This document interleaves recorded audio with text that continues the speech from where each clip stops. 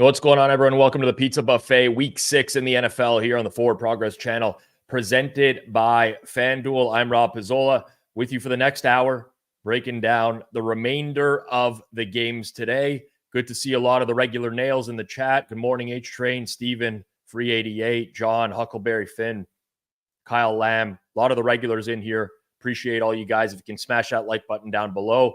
We are going to get started early today. As usual, I'll give my numbers on each game, any props that I like as well. Again, if I give out a prop and I don't give a number, I hate generally doing that, but it keeps the stream moving along quicker. You can assume that I like it across the entire market. Obviously, do your line shopping, find the best price. But if I say I like a certain player over or under on a prop, it's good, market wide. So you can trust me on that. I like to stick to markets that I can easily project: passing yards, rushing yards, receiving yards, for the most part. If you see news in real time, drop it in here. I'm very focused on doing these game previews. I do have the London game on the TV in front of me, but I'm going to try to remain undistracted and go through the games without paying attention to other stuff that's going on. So if you do see news in real time, drop it in here. I do see the comments in real time. It's pretty easy for me rather than me having to check all these push alerts on my phone and notifications and stuff like that. So please do that for me and for the other nails in the chat. Once again, if my picks have changed from earlier in the week, it's very likely one of two reasons. One, the line has moved to the point where I have value on the other side, or two, something else has happened over the course of the week, whether that be injuries, some other dynamic that may have changed in the game. I'll talk through all of it. And of course, at the end of the show, I'll give out some anytime touchdown scores to appease the nails. Not great last week. Like I mentioned, we're probably never going to duplicate the 180 to 1 again. I doubt it'll happen, but I'll give some touchdown scores that I like, because I do know that that's a market that people are really into and do like to bet. Before we get into it, I asked everyone to like the stream. If you're not subbed here on Forward Progress, subscribe here on Forward Progress. Get notified whenever we go live by hitting those bell notifications. But also, if you could share this content out on your social platforms, that helps us grow, helps me keep doing these every single year. The goal for us is to grow our audience. If you can assist in that, that would be great. Let's get right into it. And we'll start with the Commanders and the Ravens. So I gave out the Commanders as my best bet, pretty much at the same price that it's at right now, earlier in the week. We've seen some market-making books, circa penny, move out to 7, and some recreational books move out to 7 in this game. Other books shaded towards Baltimore. You look at Fanduel, -6.5, -118. Total's been bet down in this game, interestingly. I'm kind of right on market with the total here. It looks like it's kind of me against the world with Washington for a third straight. Well, maybe not a third straight week. I think they got some market support against Arizona a couple weeks ago. But last week, certainly the market was all over Cleveland in the game. I felt like I was on a lonely island with Washington. I kind of feel that same way again today. I just think the Commanders are a really good team. Offensively, they'll be without Brian Robinson today. So it's going to be Austin Eckler, Jeremy McNichols. Marlon Humphrey expected to play for Baltimore. I was kind of hoping he would miss, but it does look like he's going to play. It'll be interesting to see if Washington's passing game can hum along without a successful running game.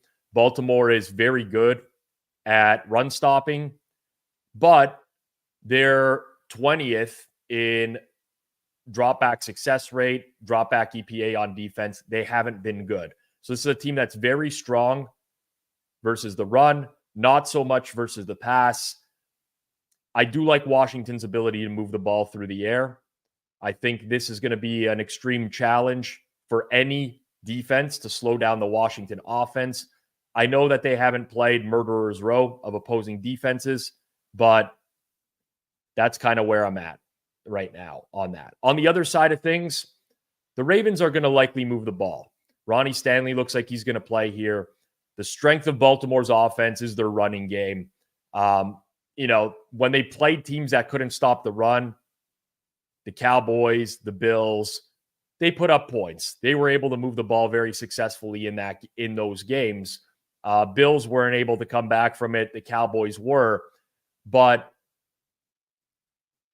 with that said, I just trust Washington's offense so much more right now. So that's where I get to the number on the game. I'm probably above market on the Commanders' offense overall.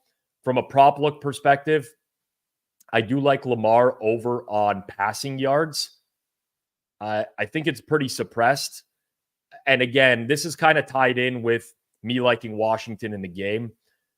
If you don't and you like Baltimore, this is probably not a good play for you because there's kind of some correlation there.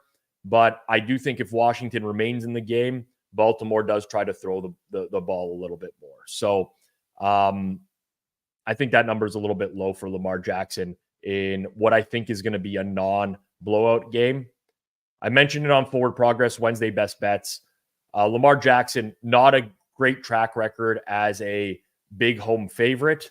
I don't like trends in specific, but the Ravens tend to be unable to close out games over the last handful of years, where even when they are up by margin, and that's not every time, by the way, like I'm not saying that this is a consistent theme, but we have seen it many times before. So Commanders for me to start the day, and we'll see if they're a real team or not in the early going here.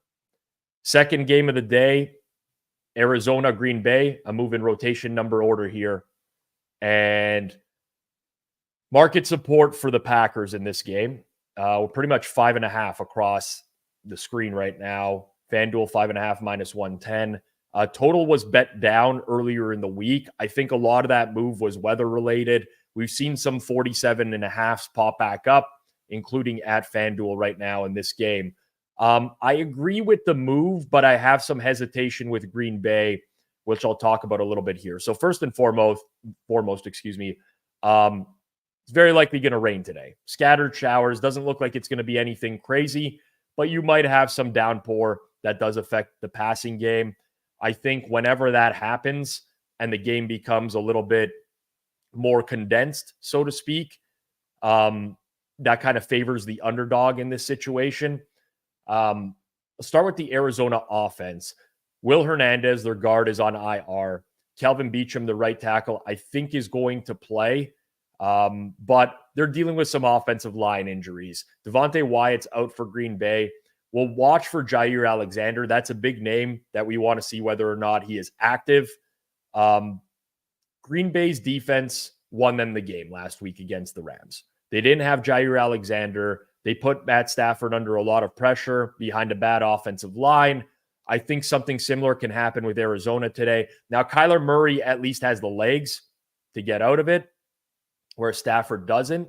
And I do think that the Green Bay defense, is a little bit overrated in the sense that you'll look at their EPA per play, you'll see them 11th on the board, and you'll be like, it's been a good defense. Well, I mean, the difference between their EPA and success rate is gigantic this year. And the reason the EPA is high is because they forced so many turnovers this season. So there's a very high likelihood that the Green Bay defense is overrated right now. I also happen to think the Arizona offense is overrated, though, as well. There's just not a lot of consistency there to me from week to week. Very reliant on Kyler scrambling. And in some games, it's just a non-factor for them. Lots of inconsistency for both these teams. Same can be said for the Green Bay offense. Christian Watson, I mean, we thought he was going to be out several weeks. Looks like he's trending towards playing. We have to look for Rasheed Walker, the left tackle of the Packers. He was added to the injury report Friday. Seems like a true questionable in this game. This is another great matchup for Jordan Love. But he had a great matchup last week against the Rams, and he really struggled in that game. I say it's a great matchup because Arizona's given up a 57.4% success rate through the air. It's 5 percentage points worse than the second worst team in the league, the Carolina Panthers. What do you do with the Green Bay offense when you're modeling them? It's the same personnel as last year. I don't think that this is a team that's just going to suddenly take a complete drop off a cliff this season. especially in the passing game. However, there is some cause for concern here in the early going with Jordan Love, certainly. So maybe I'm overvaluing the offense a little bit, but I understand where the market moved. I personally think it moved in the right direction. A lot of head-to-head opposition on this game, though. One thing to point out, just because it's happened a couple times this year, San Fran's kicker got hurt last week. Giants played a game where Graham Gano was hurt. Matt Prater, Arizona's kicker, is coming in with a pre-existing injury. We'll see if they activate the backup there, Chad Ryland. That'll be interesting to see because seen a few times this year where kicker injuries have been a complete disaster. Okay, keep it moving. We got the Texans. We got the Patriots. Market was 7 for a lot of the week and has since come off 7. There are still some market-making books out there where you can get a 7 minus 120, but most of the market, 6.5 right now. Total 38.5 in this game. I agree with the market move. I talked about this on Best Bets on Wednesday. However, I would kind of rather just play the New England upside in this game and potentially look at the money line instead of spread. Although I don't think the spread is a bad bet. I just think that there's a little bit of higher EV on the money line. It's going to rain today.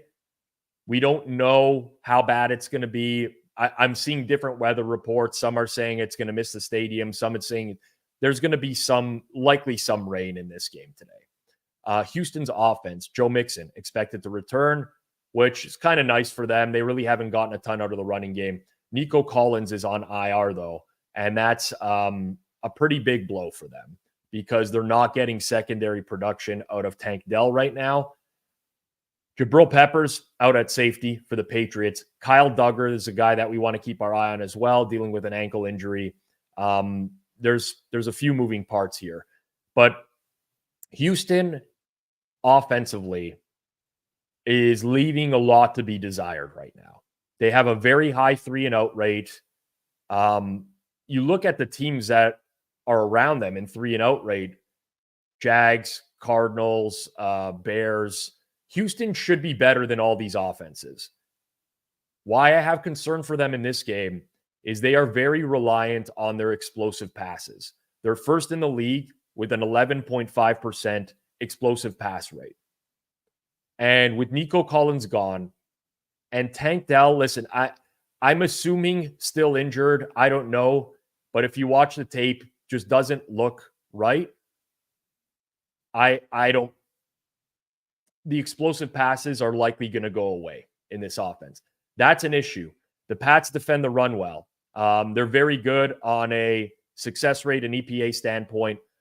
Bobby Slowick, the OC for Houston, is like second down runs, nonstop, second and long. It ends up being third and long. I just don't like this offense right now. And to add insult to injury, I guess, probably not the right terminology, but they have 30 offensive penalties this year. Laramie Tunsil, their left tackle, has 11 accepted penalties. They just can't get out of their own way right now. And it's really challenging to win by margin when your offense is stuck in the mud. Could this be the game where they get it on track? Sure. I don't think New England's defense is anything special, but we do have the other side of things. Ramondre Stevenson is out. That means you're going to get a lot of Antonio Gibson, maybe some JaMychal Hasty, who knows. Kendrick Bourne is expected to play. We got some secondary injuries for the Texans. Starting corner Kamari Lassiter is out. Safety Jimmy Ward is out. I don't know how much it really matters against New England. Their O-line is a disaster. Drake May is starting.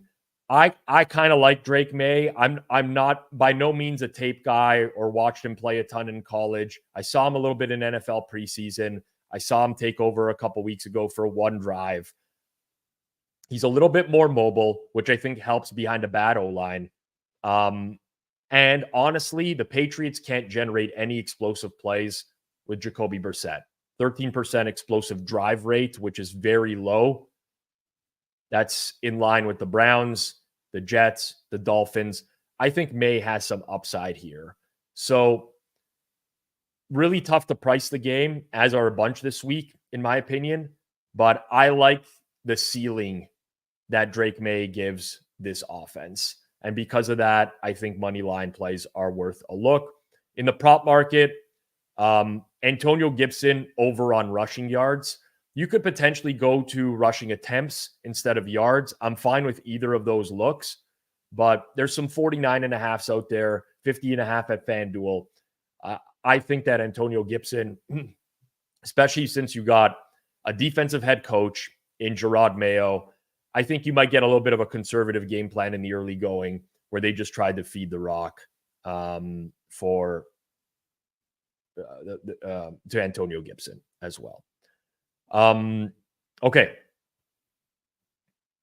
We'll keep it moving here in a second, but a reminder, bet the NFL season on Fanduel, America's #1 sportsbook. We use Fanduel on this show and on this channel very regularly. Honestly, I'm a huge fan of the product.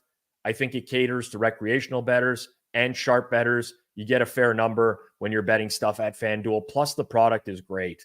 And that's what kind of sets them apart from other sports books. It's just very easy to use, great desktop site, great mobile app, easy to find bets. And right now, all customers get a profit boost every single NFL game day. You can pump up your gridiron winnings multiple times a week. For today, there's an anytime touchdown profit boost token. If you're playing Sunday Night Football, you can play an SGP profit boost token as well. FanDuel has tons of ways you can get in on the action. You can bet money lines, spreads, player props, and more. Plus, with super simple live betting, lightning fast bet settlement, and instant withdrawals, FanDuel makes betting on the NFL easier than ever before. Just visit FanDuel.com/forward-progress to download FanDuel today. You must be 21 plus and present in select states, or 18 plus and present in DC. Opt-ins required. Bonus issued as non-withdrawable profit boost tokens. Restrictions apply, including token expiration. See terms for both offers at sportsbook.fanduel.com. Gambling problem? Call 1-800-GAMBLER or visit fanduel.com/RG. Call 888-789-7777 or visit ccpg.org/chat in Connecticut or visit mdgamblinghelp.org in Maryland. Hope is here. Visit gamblinghelplinema.org or call 800-327-5050 for 24/7 support in Massachusetts. 1-877-8-HOPE-NY or text HOPE-NY in New York. Definitely utilize the responsible gaming numbers that are available to you if you have any issues when it comes to betting on sports. I personally suffered from responsible gaming issues more than a decade ago. It sucks. There's resources available to you. Use them if you're struggling with anything in life. See a lot of people in the chat going through questions, healthy debate back and forth on each game. Good morning, Ekshesh. Good to see you again. We got Grin in here, James Thomas. Glad to see everyone in the chat. And we'll keep ripping through the rest of these games here. Tampa Bay, New Orleans. See where we're at in the market now. I think we're completely off of the threes. Yeah, no threes anywhere right now. 3.5 across the board. Still shaded towards New Orleans, so more likely to move back down to a 3 than a 4. Total's 42.5. Full disclosure, I have nearly zero confidence in my number on this game. One thing that I think I've mentioned to people before, but when I make a spread in a total, I generally attach a confidence level to that as well because of variety of factors. And there's so many moving parts in this game that I don't fully trust the number. We'll start with Tampa Bay. Rashad White's doubtful. You get Bucky Irving, big upgrade, maybe some Sean Tucker. They have wide receiver depth issues. Trey Palmer's out. Cameron Johnson's out. Jalen McMillan is questionable, but they elevated some players from the practice squad. So I don't know if McMillan's playing. Their center, rookie Graham Barton, is out. They do get Luke Goedeke back, though, at right tackle. So they have starting left and right tackle back for them. New Orleans defense relatively healthy. It's just Pete Warner that's out right now. I like the Tampa Bay Buccaneers offense generally. I don't know that the wide receiver depth hurts them a whole lot because Baker looks to Mike Evans and Chris Godwin so much In this matchup, you get Mike Evans dealing with Marshawn Lattimore. That historically has not been the best matchup for Evans. Lattimore's held him under his receiving yardage totals way more often than not. There'll probably be some pressure in this game, especially up the middle. I think there's a little bit of a weak interior offensive line. But overall, Tampa's offense is a lot better than people are willing to give it credit for. Baker Mayfield enjoying a pretty solid year. They can move the ball through the air. And not having Rachaad White there and getting Bucky Irving those touches instead of Rachaad White, even if they go run heavy, I think works in their favor. Derek Carr is obviously out. So the big news in this game, Spencer Rattler, 5th rounder out of SC, is starting. I would like their chances a little bit more if Taysom Hill was playing, the Swiss Army knife, the utility man. He is not. So it's kind of just Rattler on his own without Cesar Ruiz at right guard. The Saints elevated Chris Reed from the practice squad. So there's actually a decent chance that their center, Lucas Patrick, who's playing center because their starting center, Eric McCoy, is out. He could be out as well. And you get some big reinforcements on the Tampa defense. Kalijah Cansey's back. Antoine Winfield is back, which is a huge one there. Jordan Whitehead expected to play. Now, this isn't some vaunted Bucks D, but you really got to think that they have the advantage against a young quarterback, especially when you consider this offensive line play. I mean, the first-round pick, Tylese Fuaga, who started the year really well with a 0% pressure rate in the first couple weeks of the season, he is now terrible. Like, he is getting cooked on the outside right now. Interior O-line's not good. You have Todd Bowles, who blitzes a lot, has generally had success against a lot of younger quarterbacks in the past. And tough game to evaluate, especially since, listen, I'm not a college expert. I don't know what Spencer Rattler is going to be in the pros. One thing to point out, it's been talked about a lot, the spot for New Orleans. They played Monday Night Football. Tampa played Thursday. It's a big rest advantage. It's the same thing we saw with the Giants and the Seahawks last week. But Todd Bowles, career-wise, has actually sucked as a head coach with extra rest. Like 10-plus days of rest, Todd Bowles is 3-8-1 against the spread. His team's only won 2 of those 12 games. Listen, it's a small sample. It's the NFL. We're dealing with small samples. I do think the rest advantage really helps Tampa Bay, but I'm not sure like this is the coaching staff that's going to, cook up a bunch of things on extra rest. That's all I'm getting to here. The Widowmaker spot, as it's referred to. Tough game for me.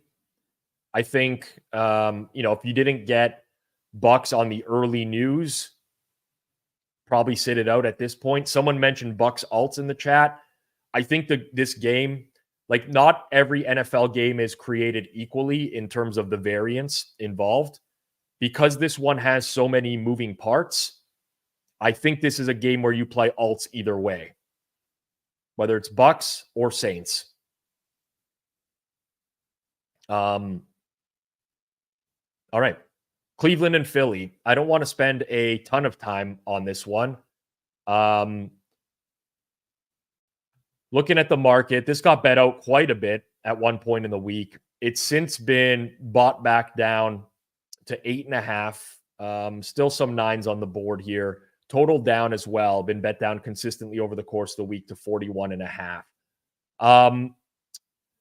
Okay, I am just it's been a while now, probably since game 1 of the year. I've been very anti-Cleveland, and there's nothing I've seen that's going to have me upgrade them in market. They just keep getting downgraded. So I'm pretty much finding edges against Cleveland every week. Now, this isn't much of one. I make the game 9. The game is 8.5. You decide what you want to do here one way or another. But it's just a bad Browns team. Ethan Posich is out for them, their center on the offensive line, but both tackles are there. Wills and Conklin are in. Right guard Wyatt Teller still on IR. Philly D is at full strength coming off the bye. But the big thing for me here is I don't even think the offensive line stuff matters anymore for the Browns. Like they're just getting terrible quarterback play. You can't overcome terrible quarterback play. So, I mean, how many times over the last year and a half have people said, oh, Watson's kind of coming, he's showing something, he's coming off a game. I mean, he's not showing anything. His EPA per dropback is terrible. This is the lowest total QB EPA through 5 weeks of any quarterback since 2007. That was the year that True Media began tracking this stat. 596th out of 596 quarterbacks. It's bad. Cleveland, in my opinion, is unbettable unless you're getting some egregious number. And I don't think that that's happening in this instance here. I don't. I like Elijah Moore under in receiving yards. I've talked about this a little bit. I think at the beginning of the year, he was super undervalued. Now he is overvalued, and there's just not enough targets to him. Honestly, there's no looks for Elijah Moore on a weekly basis. So under on receiving yards, and I just don't think they have a downfield threat. Phillies, we know the deal. A.J. Brown's back. Devontae Smith's back. Lane Johnson is back. The Browns back end. Grant Delpit is out. Ronnie Hickman is out. Juan Thornhill is on IR. They got no safeties. Keep an eye on Denzel Ward. But if Denzel Ward doesn't play today, like, what's the path to success for this defense other than Jalen Hurts just like has a terrible game? Cleveland plays a lot of man, the most in the league. Jalen Hurts, 0.51 EPA per play against man this year, 5th best in the league. It is fair to point out he wasn't the best against man last year, but yeah, that's I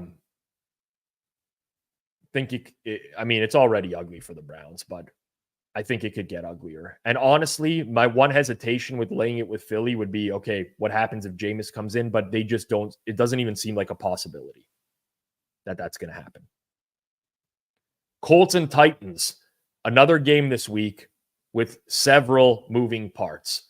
The Titans are the quote-unquote pro side. They've been bet up. Fanduel's -2.5, -118 right now.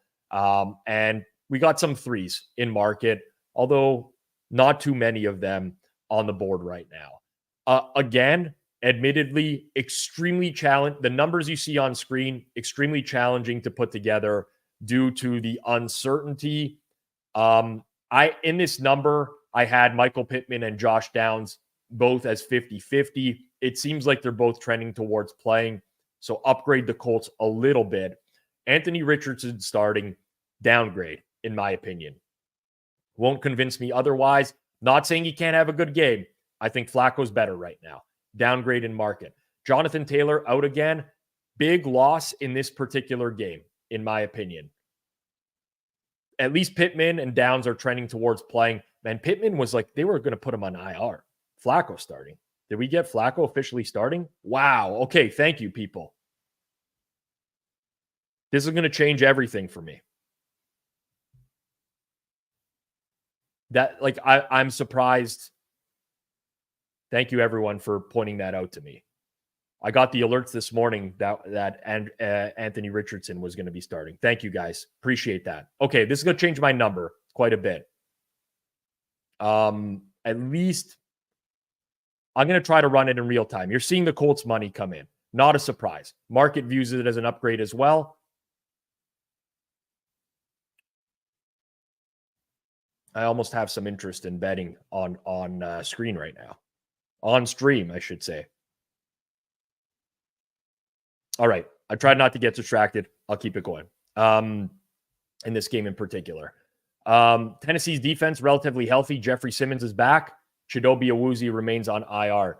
The reason I like Flacco is, he just is more comfortable in the pocket and has more consistency over the course of a game. The Colts have the most explosive plays in the league. Number 1 in explosive runs, number 6 in explosive passes.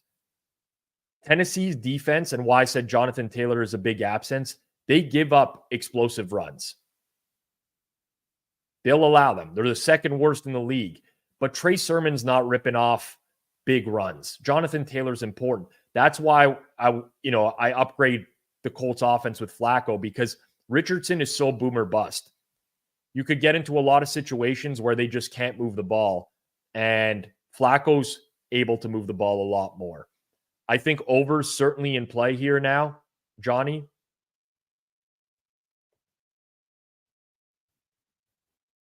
And honestly, who do the Titans prepare for this week as well? It's an interesting question. There's a lot of dynamics in this game right now. I do think the Titans defense is underrated. I think it's a very good unit overall. Better than people give it credit for. But yeah, very different. Other side of things. Tennessee's always healthy. Will Levis starts. Looks like the upgrades for Indianapolis as well. Kwity Paye is back on the defensive line. Sam Womack at corner is healthy. There's a decent chance Kenny Moore is going to play at slot corner as well in this game. I am of the opinion that Will Levis is better than people give him credit for. He makes catastrophic mistakes. That's not going to change going forward behind this Titans O-line. I don't think that the bye just completely changes the Titans offense. This is where I maybe disagree with some others. But Levis will make some throws. He has good arm strength. He can fit into tight windows, but he ultimately struggles with the mistakes as well. Really tough game now, honestly. A million moving parts as well. Another game where I think you play a lot of alts, if you're interested in alts as well. And I mean, if you're interested in Tennessee still at this price, you play it at Fanduel, because the market making books moved off of 3 down to 2.5. Fanduel's the only 1.5 that I see out there right now. Jair Alexander is active for the Packers. That's big. Big news. I kind of expected, but still big. Okay, we keep it moving here. Chargers and the Broncos. This will get the late slate started. Another guesswork type of game. You get the Chargers coming off the bye week. Justin Herbert, extra week to recover from the high ankle sprain. Joe Alt is back. Seems like their left tackle, Rashawn Slater, is a true questionable. Denver's D fully healthy. Now, the bye week came at the right time for the Chargers. They didn't have either tackle against the Chiefs in week 4. Herbert was hobbling around on his bad ankle in that game. I know, like, in a lot of cases, you want your bye week later on in the year, but they were pretty unhealthy at positions where they needed to be healthy. They want to run the ball. 75% of their drives are run-heavy drives. It's the most in the league. It's more than the Ravens. It's more than the Steelers. They will likely have moderate success because of their offensive line. But it's not an explosive offense right now. They're lacking weapons. They have played a tough schedule of opposing defenses. That's not getting any easier here. Denver's defense is underrated. But I think you see a better Chargers offense this week, coming out of the bye, rested. Denver, no major injuries on off. I mean, the right tackle, Alex Palczewski, is out. You have some real secondary issues for the Chargers. You have Asante Samuel on IR. Their slot corner, Jasir Taylor's out.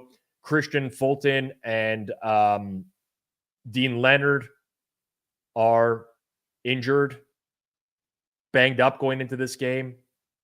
We don't know if Joey Bosa is going to play, although it seems like that way. It's trending that way. It's just a matter of whether or not the Denver offense is the team that's going to exploit those injuries. And honestly, as dumb as it sounds and as weird it is to say, I think Bo Nix is actually overrated now. He's gone from, like, this guy can't throw against Seattle and Pittsburgh first couple weeks of the season, and really nice game against Las Vegas last week, at least from a passer rating standpoint. He still had a negative EPA per dropback. But I have a lot more faith in the Chargers offense than I do the Broncos offense. From a prop perspective, Jaleel McLaughlin, I like his over on rush yards. These teams are kind of mirror images of each other. They want to run the ball. And for me, numbers in the low 20s or high teens are a little bit too low for how much I think, at least what I think his snap share will be in this game and how much I think they'll run.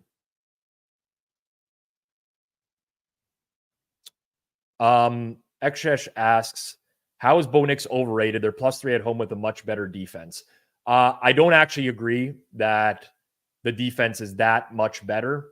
I actually think that they're closer than people realize, at least from a performance level this year. Second of all, it's the way that he's talked about. It's not perception from, like, this is more to do with the Chargers coming off of a bye and being healthier than I think it is to do with the Broncos. By the way, welcome back, Research Flat Earth. Good to see you. It's been a long time. I've been researching. I still believe Flat Earth is not real, sadly. Pittsburgh and Las Vegas. One-way action this week towards Pittsburgh. Yet another game this week where you'll hear me talk about the confidence level of my number, which is quite low. There's a lot of moving parts. If we get up to Las Vegas 3.5 here, which does exist at a couple of rec books where it can't really get much of a pop, I do have some interest in the Raiders at that point. But until then, I can't. I will start with Pittsburgh's offense. Cordero Patterson remains out. Jaylen Warren is back. That gives them like kind of some explosiveness because Najee Harris doesn't have it. Christian Wilkins goes to IR for Las Vegas. That hurts their interior defense. But at the end of the day, really unimpressed last week with Pittsburgh up front. James Daniels' absence made a pretty big difference in that game against Dallas. But really, Dallas was down so many defensive linemen. They couldn't run the ball. They couldn't get anything going in the passing game. It's just a very impotent offense is what it comes down to. And it's tough when you're laying, field goal because it's essentially having to win by more than that. And Pittsburgh isn't going to do that all that often. It's not to say that they can't, but it's not a team that has the ability to separate all that much. AOC starts for Gardner Minshew. I think Aiden O'Connell is terrible. Covered a lot of spreads last year, made some people happy, but he sucks. He's definitely a downgrade from Minshew, in my opinion. Zamir White has the groin injury. He's a long shot to play. You get a lot of Madison again today. Devontae Adams out. Jacoby Myers doubtful. No update yet on the right tackle, Thayer Munford. Some of that is counteracted by Alex Highsmith and Nick Herbig, both being out for the Pittsburgh Steelers. But there's just not enough weapons for the Raiders to move the ball. I know the Steelers defense didn't look good last week against Dallas. That's a little bit different. That's a real quarterback. This is Aiden O'Connell, check down artist, not very good behind, not the best O-line with no real weapons on the outside. Really tough game altogether. You're hearing a lot of it this week, but I don't have a lot of action going on this week. Atlanta and Carolina, late game today. That's a little bit unusual for a Carolina home game. Anyways,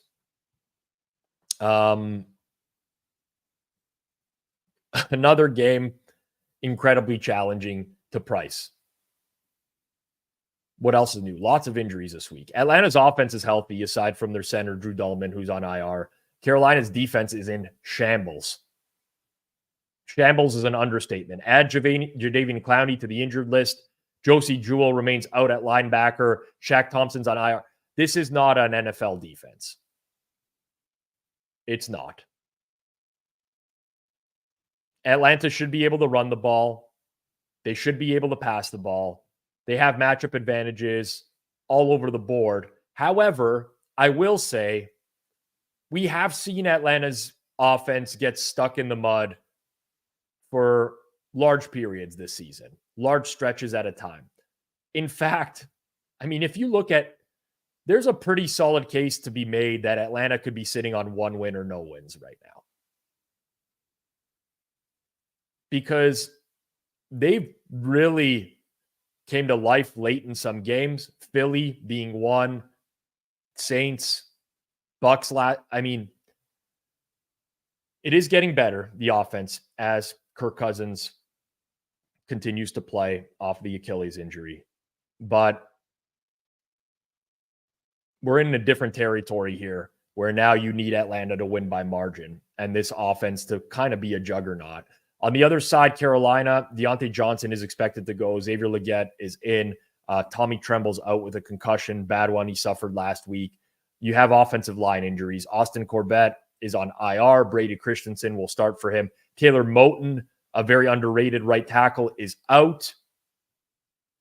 Ryan Anderson still out in the Atlanta linebacking core, but Nate Landman was cleared to return this morning. So you do have a game where Atlanta's relatively healthy on both sides of the ball and Carolina is not. The one thing I will say about these O-line issues for Carolina, I will never discount offensive line issues. They can matter no matter who the quarterback is. But Andy Dalton this year is throwing the football at an average time of 2.52 seconds. That's the fastest in the league. It's a quick release. Didn't help him last week against the Bears defense. This is a very different defense. One of the most overrated in the entire league, in my opinion. They don't have a lot of depth, which hasn't really hurt them yet because they haven't suffered a bunch of injuries, but they don't generate pressure. Their EPA and success rate, both bottom 11 in the entire league. Granted, you got to adjust for schedule, and it hasn't been the easiest schedule for them altogether. But there's lots of paths to success for the Carolina offense, even with offensive line injuries here. I really like Chuba Hubbard over receiving yards in this game. I think this is a game where, because of the O-line injuries and the propensity for Dalton to get the ball out of his hand quickly, you see a lot of dump-offs in the backfield. I think that's one of the best looks for today. Chuba Hubbard over on receiving yards. Again, I strongly lean to Carolina. Full disclosure, I do have a very small bet on them. It's not much, just, whatever great prices I could pick off, because I struggle with the cluster injury situations at times and really figuring out how, we got a bunch of replacement level players who come in, and putting all those together in a cluster, sometimes I do have trouble accounting for that. Raymond asks, do you bet every prop that you give out? Yes, I do. And more. But I'm giving my best look for each game. Eric Eager legacy game. Love the Eager comments. Okay, Detroit and Dallas. For those who know me, Cowboys logo here. They're my favorite team. I'll speak as impartially as possible. Most of the market sitting at -3, -115, which is where Fanduel is right now. You got some -3, -120 at some of the market making books. Total in the game, pretty high here, 52.5. We do have a 53 at a sharp offshore as well. I really like the Detroit offensive matchup in this game. I have no idea how the Cowboys defense gets stops here. I really don't know. Detroit's offense is at full health. Micah Parsons remains out for the Cowboys. Backup defensive end who'd been playing well this year, Marshawn Kneeland, goes to IR. DeMarcus Lawrence, IR. Jordan Phillips, IR. Eric Kendricks, who Mike Zimmer wanted to bring in here for this defense, is out at middle linebacker. The front seven, they are going to get, like, this Detroit O-line is arguably the best unit in the league. I would call them the best unit in the league. Some might disagree. They are going to win the point of attack pretty regularly in this game. Whether that's through the rushing game, the passing game, where Goff has time. The Steelers could not exploit this weakness last week because their O-line is also in shambles. Their offense under Arthur Smith is somewhat of a disgrace. way too conservative. This is the one where I think Detroit moves the ball. Now, Dallas will probably be able to move the ball as well. Brandon Cooks is on the IR, but they're relatively healthy. Detroit's D is back to full health. Brian Branch is in there. Dallas's offense played well last week on the road at Pittsburgh. I mean, it didn't generate a lot of points, and ultimately, that's the end game. Got to put it in the end zone, not just move the ball now and then. But the Lions are a pass funnel on defense. They can stop the run, but they give up passes, and the Cowboys will pass in neutral game situations. The Lions will play a lot of man. Dak has been very good against man-to-man. There's opportunity for success here for the Dallas offense. But then I look at the tackle situation for the Cowboys, which is not great. I mean, that's an understatement for sure. Tyler Guyton has been really bad at left tackle. Terrence Steele is, average on the other side. Aiden Hutchinson, his pass pressure percentage is absurd right now. They just had a bye week, and he leads the league by 11 pressures over second place. So which defense is more likely to get stops here? I think it's the Lions defense, even though I don't think they have a great one. From a prop perspective, Dak over on completions. I think this just turns into a game state where they have to throw and throw a lot. Honestly, too low. It's pretty heavily juiced towards the over. You could chop around, but yeah. Okay. Sunday Night Football. Cincy and the Giants.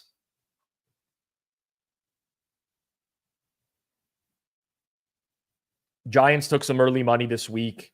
Since then, a little bit of buyback towards Cincy, and we're just hanging out in the 3.5 range right now. If you like the Giants, Fanduel is going to be your best spot to bet the Giants at 3.5 minus 104. That's the best number in market. Total has been bet down a lot in this game.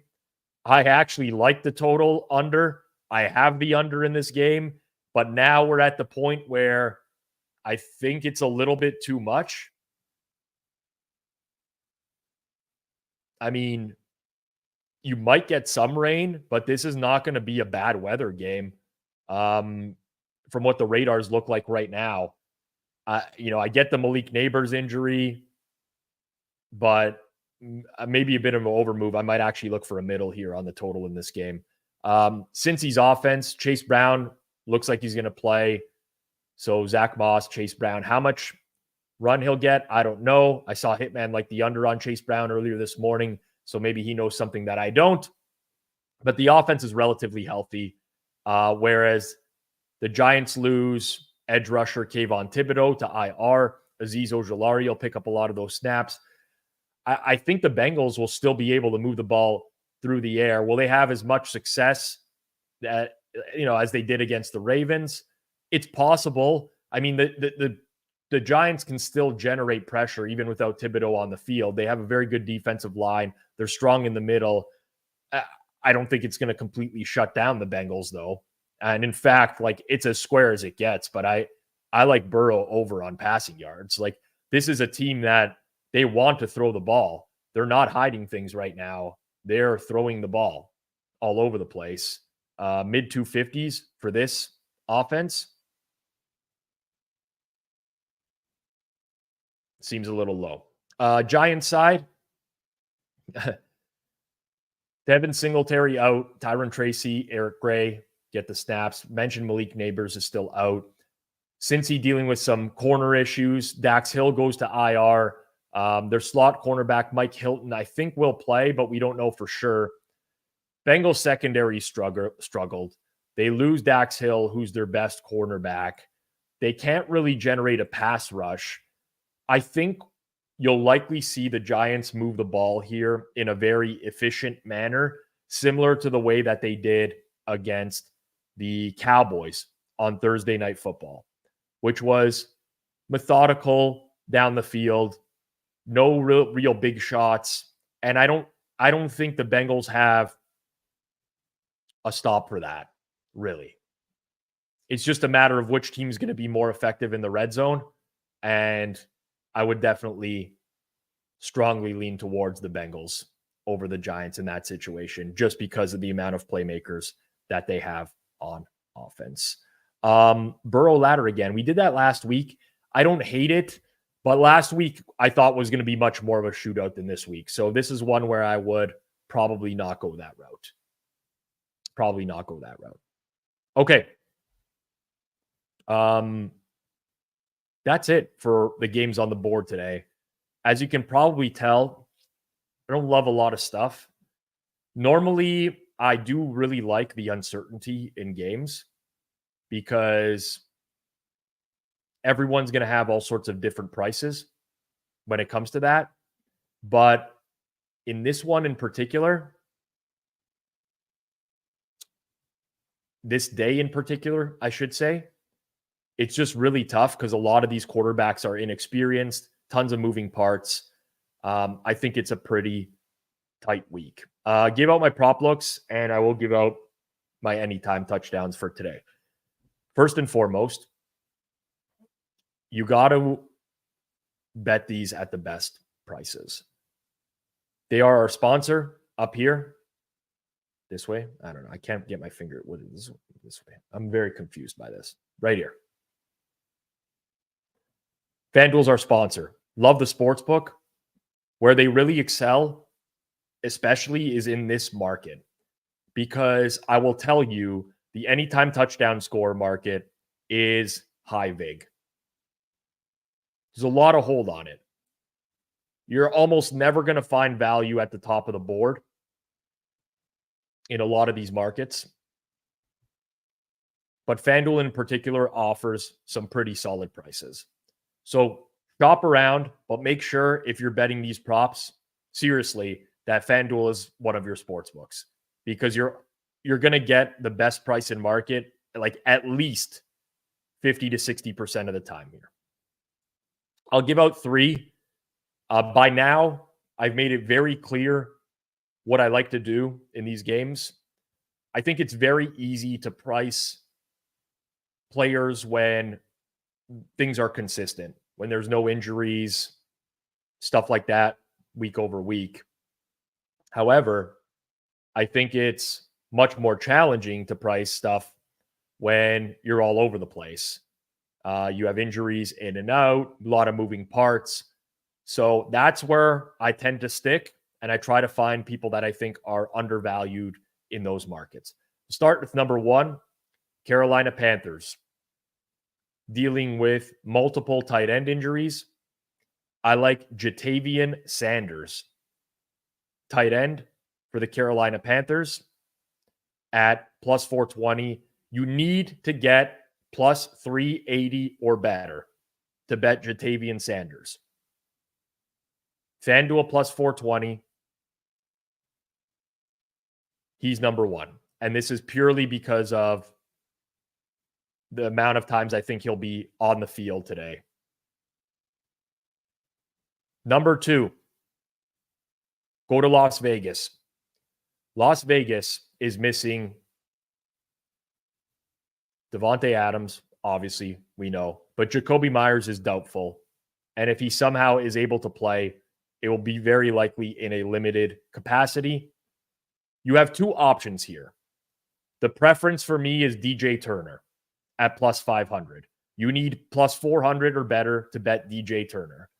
If you want to go for a little bit less odds, you could go Trey Tucker. I think both are decent bets.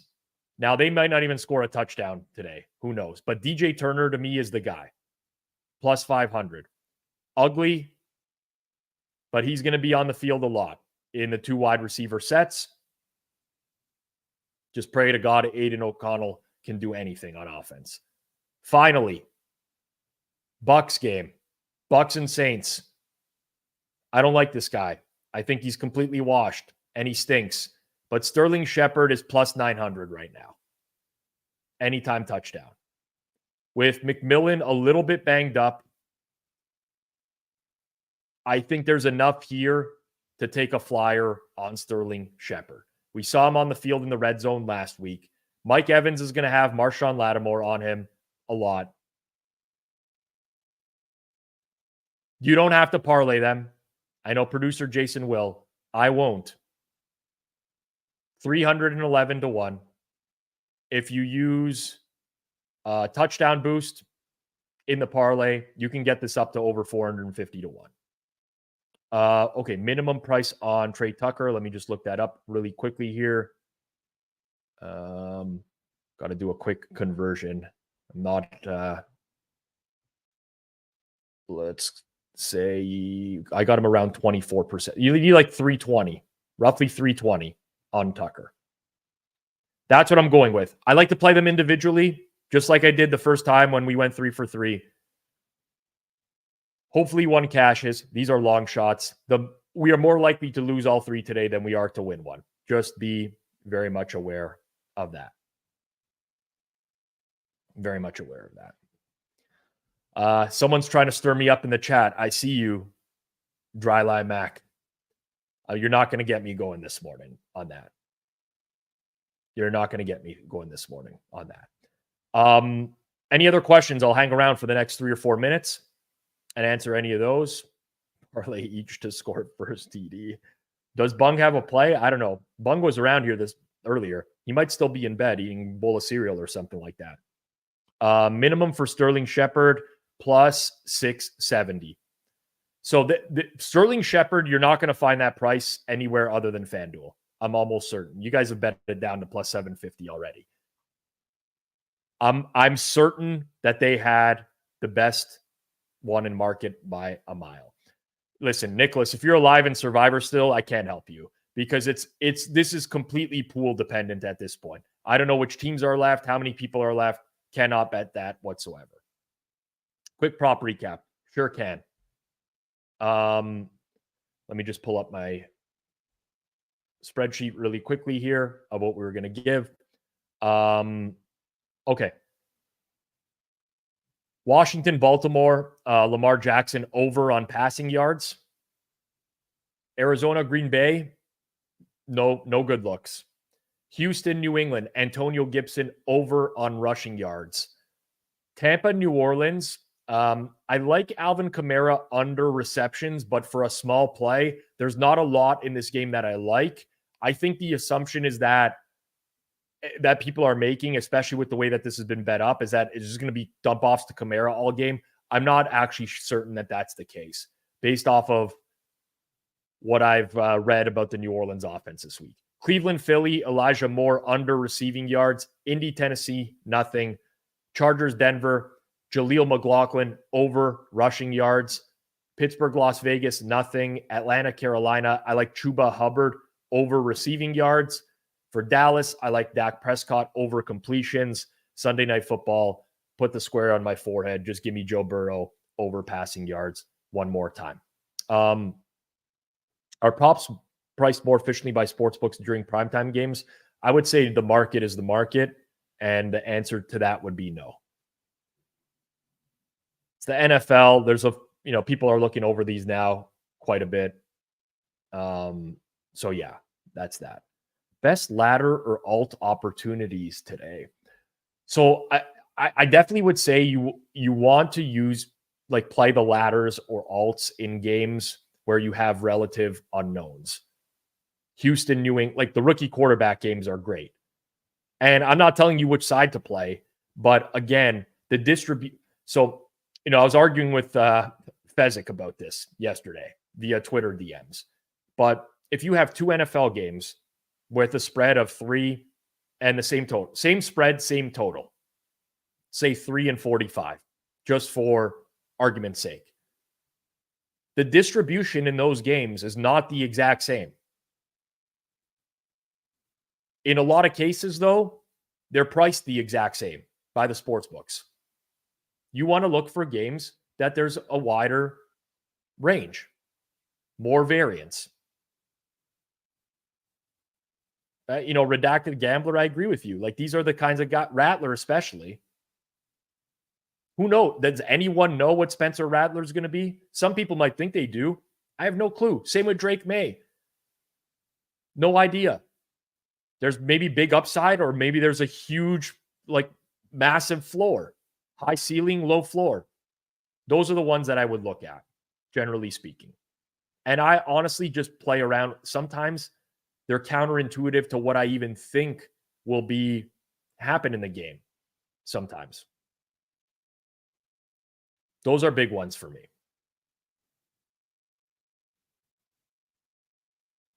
It's not about flipping a coin, because there's built-in edges on those. So yeah, like in a sense, you are throwing some darts, but there's legit, like there's pricing issues with those. Okay. That's going to be it for me. Smash the like button if you haven't already. If you're not subbed here on Forward Progress, there's like half of you watching right now in our live metrics are not subbed. Click that subscribe button down below. Got to try to get up to 10K, and we're not letting Hit the Books beat us in subs. Smash that subscribe button down below.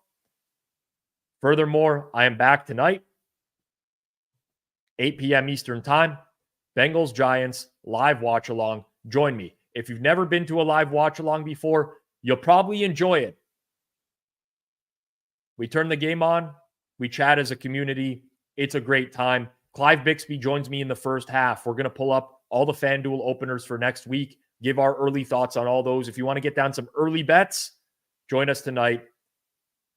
Forward Progress, 8 p.m. Eastern Time. Appreciate everyone out there. For all my Canadian followers, happy Thanksgiving to you and your family. Yes, Americans, us Canadians do Thanksgiving earlier than you guys. Something to do with whenever the harvest happened, or I remember looking into this before. It's a logical reason, but happy Thanksgiving to all my fellow Canucks. Enjoy it with your family. That's going to be it for me. Thank you to my producer, Jason Cooper, behind the scenes. I'm Rob Pizzola. I'm back tonight. Everyone, good luck with your bets. This has been Pizza Buffet, Week 6 in the NFL, presented by FanDuel. Peace out.